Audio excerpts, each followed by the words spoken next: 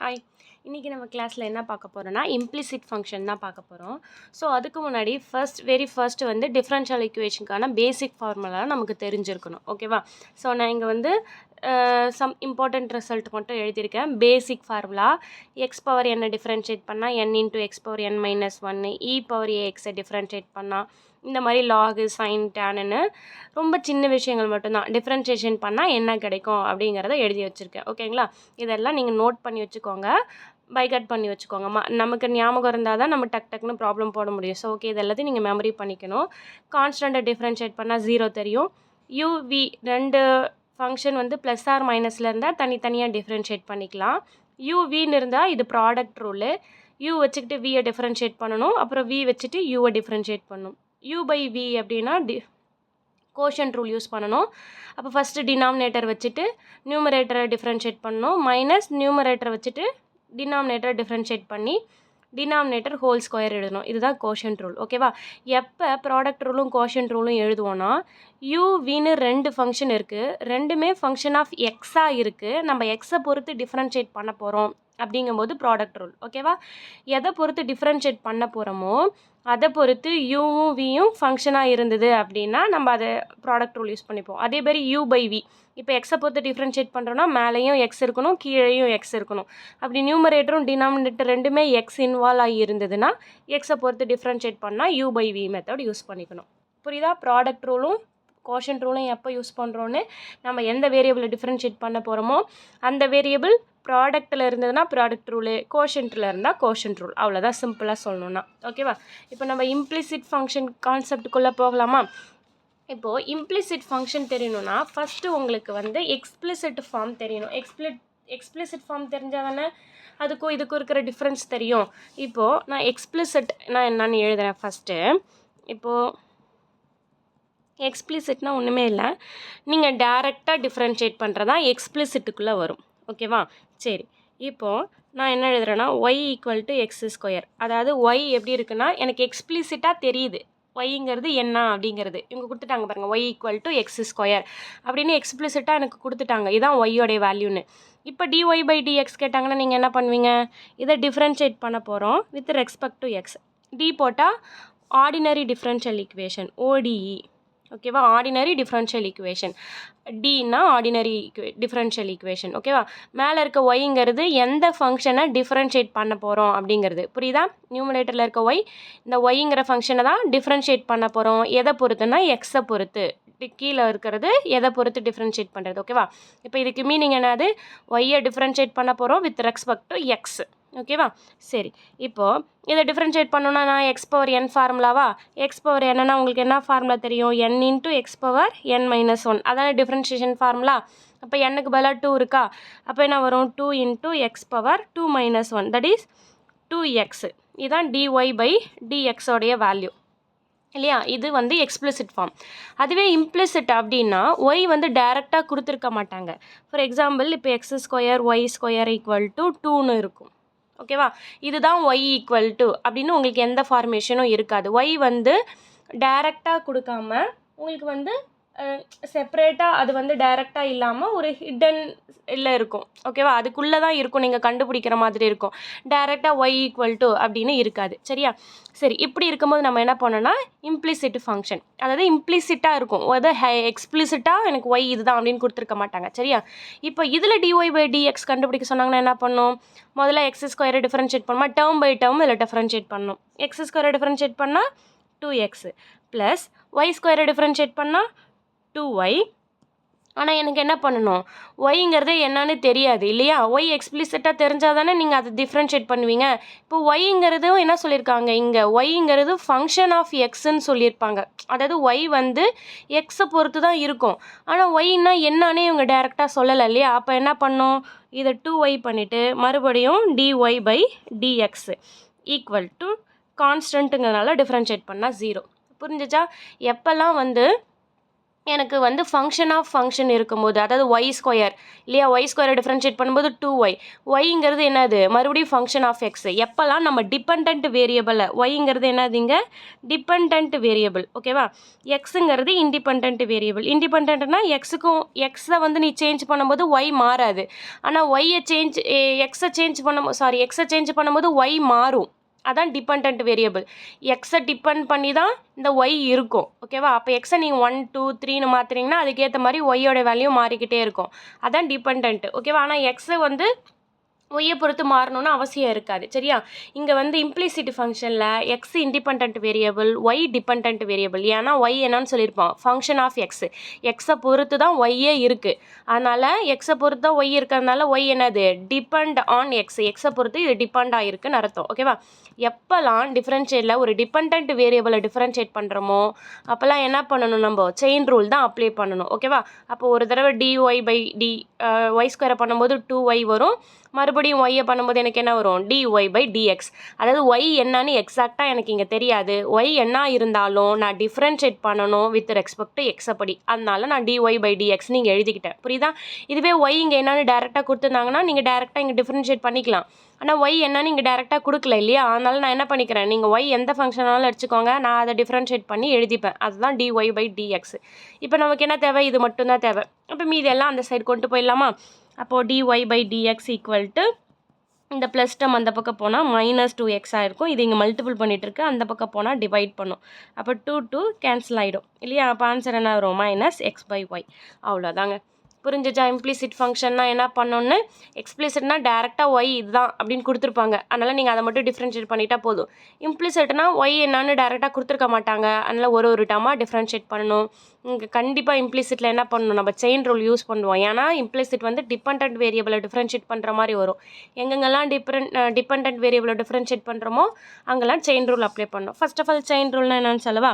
d/dx f of g of x equal to f dash of g of x into g dash of x. இதுதான் chain rule, ஓகேவா. இப்போ chain rule அப்படின்னா என்ன அர்த்தம் அப்படின்னா,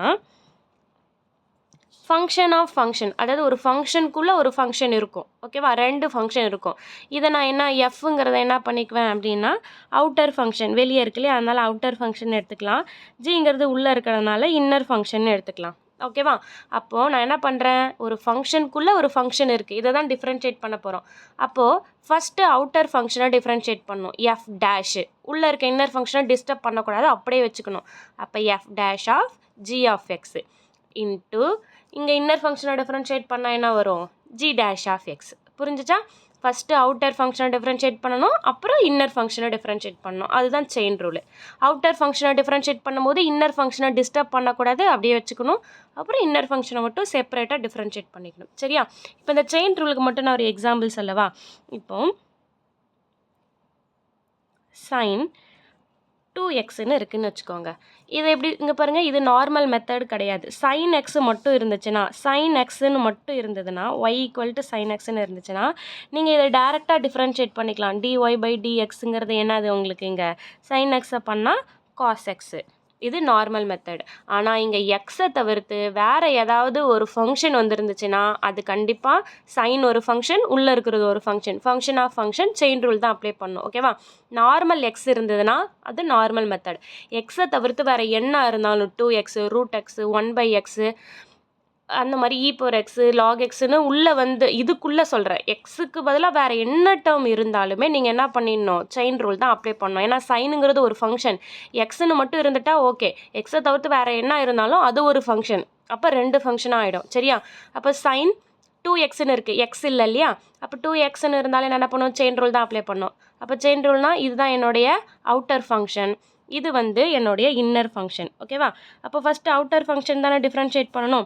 outer ஃபங்க்ஷனை டிஃப்ரென்ஷியேட் பண்ணால் காஸா, அதாவது இதை டிஃப்ரென்ஷியேட் பண்ண போகிறோம் வித் ரெஸ்பெக்ட் டு எக்ஸை பொறுத்து. சரி, அப்போ இதை சைன் பண்ணும்போது காசு என்ன பண்ணக்கூடாது, அப்போது இன்னர் ஃபங்க்ஷனை ஒன்றுமே பண்ணக்கூடாது, டிஸ்டர்ப் பண்ணக்கூடாது, அப்படியே வச்சுக்கணும். அப்போ காஸ் 2x இன்ட்டு இப்போ என்ன பண்ணணும், 2xை இன்னர் ஃபங்க்ஷனை செப்பரேட்டாக டிஃப்ரென்ஷியேட் பண்ணணும். 2xை டிஃப்ரென்ஷியேட் பண்ணால் 2. அப்போ உங்களுக்கு ஆன்சர் என்னது 2 cos 2x. அவ்வளோதான், புரிஞ்சிச்சா. இதுவே sin ரூட் எக்ஸ்ன்னு இருக்குன்னு வச்சுக்கோங்க. இதை எப்படி டிஃப்ரென்ஷியேட் பண்ணுவீங்க? ரூட் எக்ஸை டிஃப்ரென்ஷியேட் பண்ணணும் இல்லையா? இது வந்து பாருங்கள் செயின் ரூல் தான். இது மறுபடியும் சைன் எக்ஸ் கிடையாது, இங்கே ரூட் எக்ஸ்ன்னு இருக்குது. அப்போ செயின் ரூல் தான் அப்ளை பண்ணணும். இப்போ ஃபஸ்ட்டு சைனை டிஃப்ரென்ஷியேட் பண்ணால் காஸ் ரூட் எக்ஸ், இதை டிஸ்டர்ப் பண்ணக்கூடாது இல்லையா? அப்போ மறுபடியும் ரூட் எக்ஸை டிஃப்ரென்ஷியேட் பண்ணணும். ரூட் எக்ஸை எப்படி டிஃப்ரென்ஷியேட் பண்ணுவீங்க? எக்ஸை பொறுத்து இந்த எக்ஸ் பவரில் எழுதிக்கலாமா? இதை எக்ஸ் 1/2 அப்படின்னு எழுதிக்கலாமா? அப்போ d by d x x power 1/2ன்னு எழுதிக்கலாமா ரூட் எக்ஸை? அப்போ தான் எக்ஸ் பவர் என் ஃபார்முலா என்னால் யூஸ் பண்ண முடியும். அப்போ இதுக்கு எக்ஸ் பவர் என் ஃபார்முலா என்னது? என் இன்ட்டு, அப்போ 1/2 எக்ஸ் பவர் 1/2 மைனஸ் 1 என் மைனஸ் ஒன்றுங்கிறதுனால ஓகேவா? அப்போ 1/2 எக்ஸ் பவர் மைனஸ் 1/2. அப்போ இது எப்படி எழுதிக்கலாம்? 1/2 மைனஸ் பவரில் மைனஸ் வந்தாலே டினாமினேட்டர் டேர்ம் இல்லையா?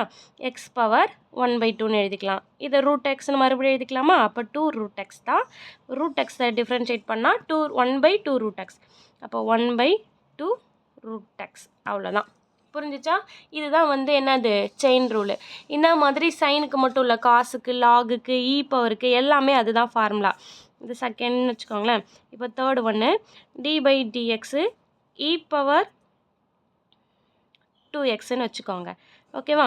இப்போ இதை டிஃப்ரென்ஷியேட் இ பவர் எக்ஸ்ன்னு இருந்தால் தான் நார்மல் டிஃப்ரென்ஷியேஷன். ஆனால் இங்கே இ பவர் 2xன்னு இருக்குது. அப்போ இது என்னது செயின் ரூல் தான் அப்ளை பண்ணணும். அப்போ செயின் ரூல் அப்ளை பண்ணால் இதுக்கு என்ன கிடைக்கும்? ஃபஸ்ட்டு ஈயை டிஃப்ரென்ஷியேட் பண்ணோமா? அதனால் ஈயை அப்படியே வச்சுக்கிட்டோம். உள்ளே இருக்க இன்னர் ஃபங்க்ஷனை ஒன்றுமே டிஸ்டர்ப் பண்ணக்கூடாது, அப்படியே வச்சுக்கிட்டேன். ஈயை டிஃப்ரென்ஷியேட் பண்ணால் ஈயே தான், அதனால தான் எக்ஸ்பொனென்ஷியல் அப்படியே எழுதிக்கிட்டேன். ஓகேவா? இப்போ மறுபடியும் என்ன பண்ணணும்? இன்னர் ஃபங்க்ஷனை டிஃப்ரென்ஷியேட் பண்ணணும். 2xை டிஃப்ரென்ஷியேட் பண்ணால் 2, அப்போ 2e பவர் 2x தான் ஆன்சர். இதே மாதிரி லாகுக்கு ஒரு எக்ஸாம்பிள் சொல்லவா? D by DX log X ஸ்கொயர்னு வச்சுக்கலாமா? சரி, லாக் எக்ஸ்ன்னு மட்டும் இருந்தால் நார்மல் மெத்தட், ஆனால் இங்கே எக்ஸ் ஸ்கொயர் இருக்குது இல்லையா? அப்போது செயின் ரூல் தான் அப்ளை பண்ணணும். இப்போ லாகு டிஃப்ரென்ஷியேட் பண்ணால் என்னது? 1/, லாகுக்குள்ளே என்ன வருதோ அது அப்படியே டினாமினேட்டரில் வந்துடும். Log X square. இப்போ மறுபடியும் என்ன பண்ணணும்? எக்ஸ் ஸ்கொயரை டிஃப்ரென்ஷியேட் பண்ணணும் இல்லையா? எக்ஸ் ஸ்கொயரை பண்ணால் 2x, இங்கே எக்ஸும் இந்த ஸ்கொயரும் கேன்சல் ஆகிட்டு 2/x தான் உங்களுக்கு கிடைக்கும். இப்போ புரிஞ்சிச்சா செயின் ரூல்னால் என்னென்னு?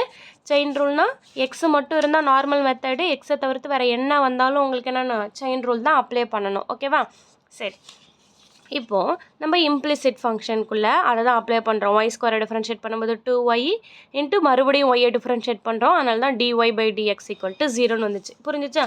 இம்ப்ளிசிட் ஃபங்க்ஷனில் நான் ஒரு ப்ராப்ளம் கொடுக்கவா? நம்ம அதில் போடலாமா? ஒரு இம்பார்ட்டன்ட் ப்ராப்ளம் கொடுக்கவா இம்ப்ளிசிட் ஃபங்க்ஷனில்? சரி, இப்போ நான் கொஷினில் என்ன கேட்குறாங்கன்னா, ஃபைண்ட் dy பை dx. ஓகேவா? என்ன கொஸ்டின் அப்படின்னா, x cube plus y cube equal to 3axy. சரிங்களா? இப்போ இதை என்ன பண்ணணும்? dy by dx நம்மளை கண்டுபிடிக்க சொல்லியிருக்காங்க. சரி, அப்போ டேர்ம் பை டேர்ம் டிஃப்ரென்ஷியேட் பண்ணுவோமா? ஃபஸ்ட்டு டேர்மை டிஃப்ரென்ஷியேட் பண்ணால் என்ன வரும்? 3x² plus y cube differentiate பண்ணால் 3y² இன்ட்டு மறுபடியும் என்ன பண்ணணும்? ஒய்யை டிஃப்ரென்ஷியேட் பண்ணணும். ஞாபகம் இருக்கா? இது வந்து செயின் ரூல் அப்ளை பண்ணணும் இல்லையா? ஒய் இங்கே வந்து டிபெண்ட் வேரியபிள். அப்போ ஒய் கியூபை டிஃப்ரென்ஷியேட் பண்ணணும்னா என்ன பண்ணணும்? 3 இன்ட்டு y². மறுபடியும் என்ன பண்ணணும்? ஒய்யை டிஃப்ரென்ஷியேட் பண்ணணும். ஒய்யை டிஃப்ரென்ஷியேட் பண்ணால் dy பை dx. எப்போல்லாம் நீங்கள் ஒய்யை டிபெண்ட் வேரியபிளை டிஃப்ரென்ஷியேட் பண்ணுறீங்களோ அப்போல்லாம் ஒன் மோர் டைம் என்ன பண்ணணும்?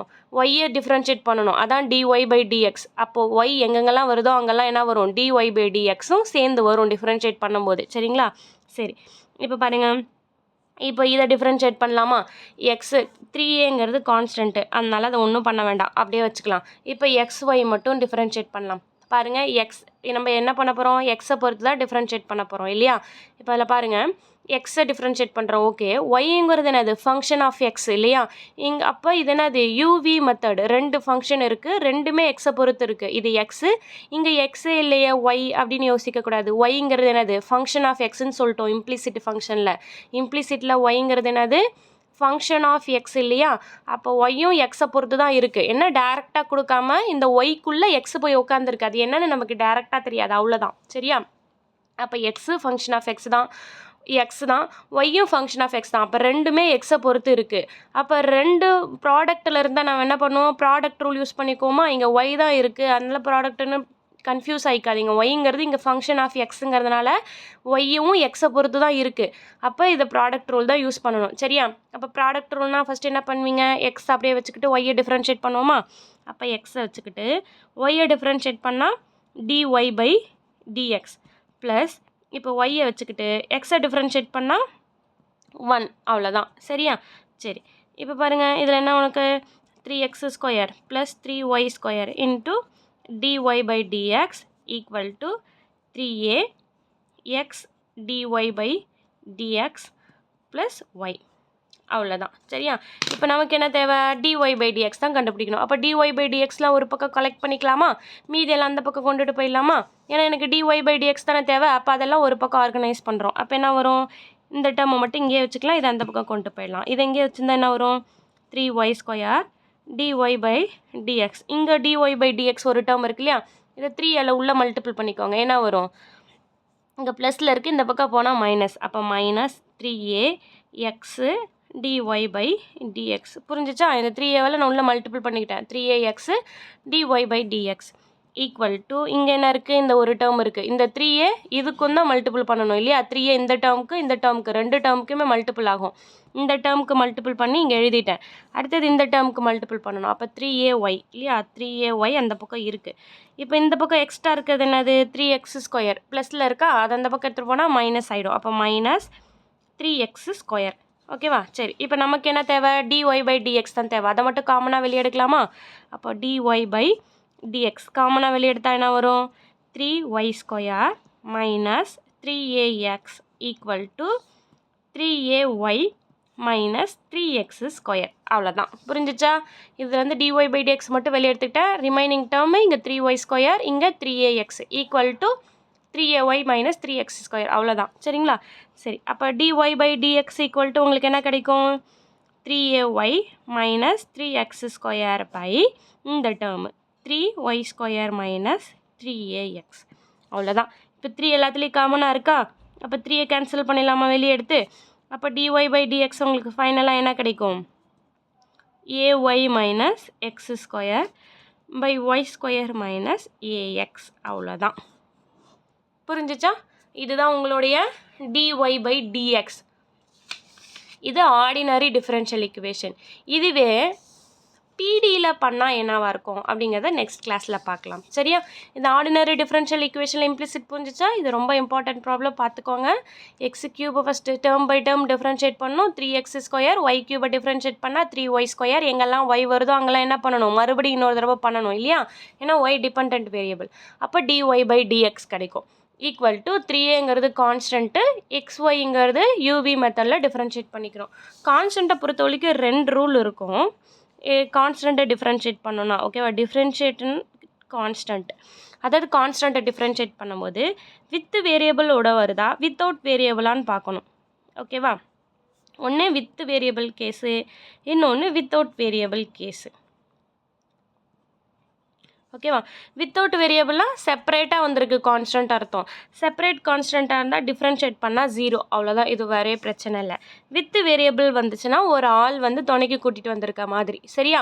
அப்போ ஒரு ஆள் சப்போர்ட் இருக்கும்போது நம்ம என்ன பண்ண மாட்டோம்? அவங்களுக்கு டிஸ்டர்ப் பண்ண மாட்டோம் இல்லையா? அப்போ அந்த கான்ஸ்டண்ட்டை டிஸ்டர்ப் பண்ணாமல் வேரியபிளை மட்டும்தான் டிஃப்ரென்ஷியேட் பண்ணும். அப்போ ஒன்லி டிஃப்ரென்ஷியேட் த வேரியபிள். ஓகேவா? Don't disturb the constant. ஓகேவா? கான்ஸ்டன்ட் என்ன பண்ணக்கூடாது? டிஸ்டர்பே பண்ணக்கூடாது. ஒன்லி டிஃப்ரென்ஷியேட் த வேரியபிளை மட்டும்தான் டிஃப்ரென்ஷியேட் பண்ணணும். இப்போ நான் இதுக்கு ஒரு எக்ஸாம்பிள், இதுக்கு ஒரு எக்ஸாம்பிள் போடவா? இப்போ சப்போஸ் 2xன்னு இருக்குன்னு வச்சுக்கோங்க. 2xை டிஃப்ரென்ஷியேட் பண்ண போகிறோம். பாருங்கள், 2ங்கிறது கான்ஸ்டன்ட், ஆனால் வேரியபிள் கூட இருக்குது. ஓகேவா? அப்போ வேரியபிள் கூட இருக்கும்போது என்ன பண்ணக்கூடாது? இதை டிஸ்டர்பே பண்ணக்கூடாதுன்னு சொல்லியிருக்கோம் இல்லையா? அப்போ என்ன பண்ணணும்? 2 அப்படியே எழுதிக்கணும். எக்ஸை மட்டும்தான் டிஃப்ரென்ஷியேட் பண்ணணும். எக்ஸை டிஃப்ரென்ஷியேட் பண்ணால் 1, அப்போ 2 மட்டும்தான் ஆன்சர். புரிஞ்சிச்சா? இதுக்கு ஒரு எக்ஸாம்பிள் சொல்லவா? இப்போ டிஃப்ரென்ஷியேஷன் ஆஃப் 3ன்னு இருக்குது. அப்போ என்ன இருக்குது? வேரியபிள் இல்லாமல் தனியாக வந்திருக்கு. அப்போ தனியாக அது கான்ஸ்டன்ட் வந்தாலே நம்ம என்ன பண்ணலாம்? அடித்து காலி பண்ணிடலாம். அப்போ டிஃப்ரென்ஷியல் வேல்யூ 0. புரிஞ்சுக்கிட்டா? சரி, ஓகே. இது இம்ப்ளிசிட் ஃபங்க்ஷனுக்கு நம்ம என்ன பண்ணோம்? ஓடி மெத்தடில் போட்டிருக்கோம். ஓகேவா? நாளைக்கு நான் வந்து பிடி மெத்தட் சொல்கிறேன். இதில் ஏதாவது டவுட் இருந்துச்சுன்னா கமெண்ட் பண்ணுங்கள். ஓகேவா? இது புரிஞ்சிருக்கும்னு நினைக்கிறேன். கான்ஸ்டன்ட்டுக்கு 2 டிஃப்ரெண்ட் மெத்தட் இருக்குது டிஃப்ரென்ஷியேட் பண்ணுறதுக்கு. ஓகேவா? தேங்க்யூ. பாய்.